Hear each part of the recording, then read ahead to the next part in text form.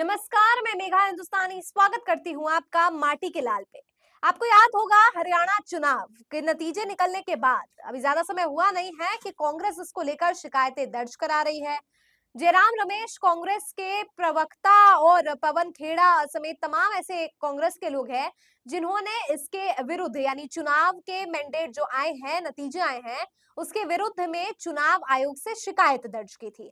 अब आपको breaking news दे रहे हैं हम कि ईवीएम के संदर्भ में चुनाव आयोग का भी प्रतिक्रिया दर्ज की गई है, यानी चुनाव आयोग की तरफ से जो प्रतिक्रिया दर्ज की गई है कांग्रेस के बारे में, वो आपको बताते हैं। लेकिन सबसे पहले आपको बता दें कि पूरी खबर है क्या और क्यों आखिरकार जो है सवाल उठ रहे हैं ईवीएम के संदर्भ में।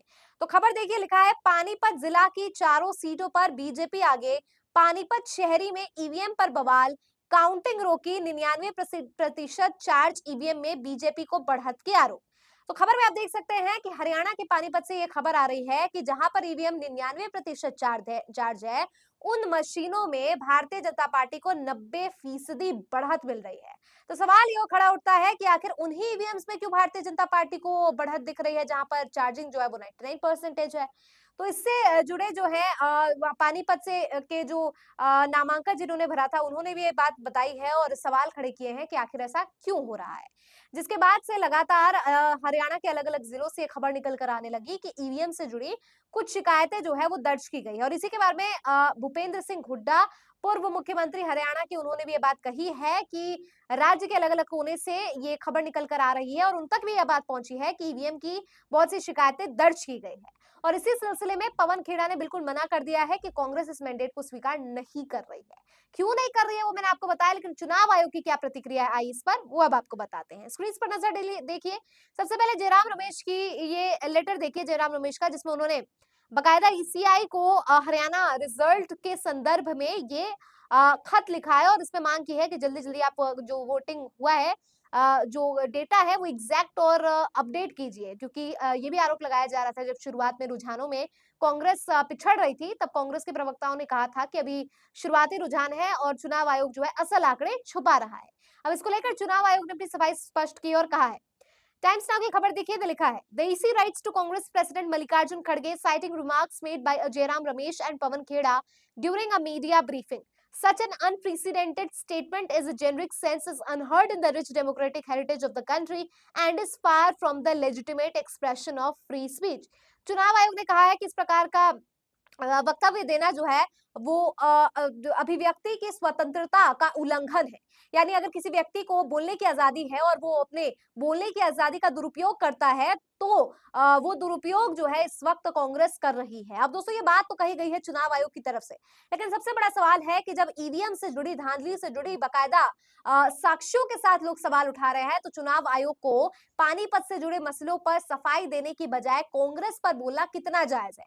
क्योंकि कांग्रेस जो है इस मैंडेट को स्वीकार नहीं कर रही है और बकायदा साक्ष्य और सबूत के साथ तो चुनाव आयोग से सवाल पूछ रही है, तो यहाँ पर चुनाव आयोग का क्या दायित्व बनता है? क्या स्वीकार अगर कांग्रेस नहीं कर रही है तो उसको संतुष्ट करने के लिए आपको कुछ ऐसे आंकड़े पेश करने चाहिए जिससे कांग्रेस और जो भी सवाल पूछने वाले हैं उनका मुंह बंद हो जाए। लेकिन अगर शायद आपके पास आंकड़े हैं नहीं, आपके पास कोई साक्ष्य प्रमाण है नहीं, लिहाजा अब आप कांग्रेस को अभिव्यक्ति की आजादी का दुरुपयोग और उल्लंघन करने की बात कह रहे हैं, आरोप लगा रहे हैं। जबकि लोकतंत्र की सबसे बड़ी ताकत है जो है वो सवाल पूछने पे, आलोचना करने पे, निंदा करने पे और सवाल खड़े करने पर ही लाई करती है। और ऐसे में अगर सवाल ही पूछना अभिव्यक्ति की आजादी का उल्लंघन चुनाव आयोग को लग रहा है, तो मैं ये नहीं समझ पा रही कि अगर धांधली की खबर निकल कर आ रही है और चुनाव आयोग को कोई भी चीज सबमिट की जाती होगी, तो चुनाव आयोग तो बड़ी आसानी से कह देते होंगे कि आप तो अभिव्यक्ति की आजादी का उल्लंघन कर रहे हैं।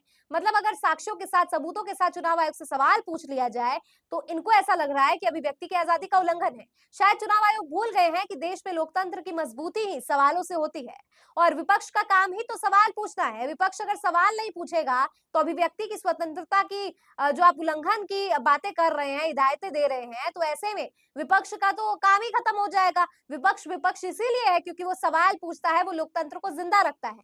और मुझे ये जरूरी नहीं है कि मैं अब चुनाव आयोग में, मेरी इतनी हैसियत भी नहीं है कि मैं चुनाव आयोग को इतनी बड़ी बड़ी नसीहतें दे दूं, लेकिन चुनाव आयोग, आप सोच सकते हैं कि देश में मेरे जैसा एक मामूली सा व्यक्ति जो है चुनाव आयोग को इतनी बड़ी बात बता रहा है, तो चुनाव आयोग को तो ये बात बिल्कुल पता ही होगा। इतने बड़े पद पर आप नियुक्त है, इतने बड़े पद पर पर आप कारभार संभाले हुए हैं और आपको ये बहुत आसानी से पता है कि किसी भी देश के लोकतंत्र की शोभा को बढ़ाने का काम सवाल करते हैं, विपक्ष करता है, निंदा करते हैं और व्यंग्य करता है। और अगर आप व्यंग्य को स्वीकार नहीं कर रहे हैं, अगर आप साक्ष्यों, प्रमाणों, सवालों से डर रहे हैं, आप आलोचना और निंदा का पात्र नहीं बनना चाहते हैं, तो ये साफ तौर पर बताता है कि देश के लोकतंत्र में आपको अभिव्यक्ति की आजादी ही स्वीकार नहीं है। जो अधिकार हमें सरकार देता है, जो अधिकार हमें सरकार छोड़िए, जो अधिकार हमें संविधान देता है, वो संविधान के अधिकार का उल्लंघन कहाँ कर रही है कांग्रेस या कोई भी? इसके सवाल पूछना अभिव्यक्ति की आजादी का उल्लंघन है। अभी तक तो मुझे पता था अभिव्यक्ति की आजादी का उल्लंघन तब होता है जब देश के खिलाफ कोई बात बोली जाती है, जब देश को तोड़ने के लिए कोई बात बोली जाती है। लेकिन यहाँ पे तो हरियाणा वासियों और आम जनता वासियों की आवाज, हक की आवाज उठाने का काम किया जा रहा है, तो यहाँ पर कौन सी अभिव्यक्ति आजादी का उल्लंघन हो गया?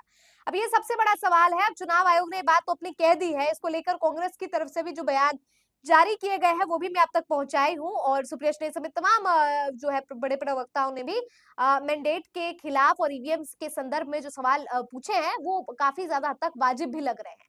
अब इस पर क्या प्रतिक्रिया चुनाव आयोग ने तो दे दी है, लेकिन क्या अब इसके आगे कोई कार्रवाई होगी, नहीं होगी, या केवल अभिव्यक्ति की आजादी का उल्लंघन करके जो है चुप कराने का काम यहाँ पर विपक्षियों को कर दिया जाएगा, ये सबसे बड़ा सवाल है।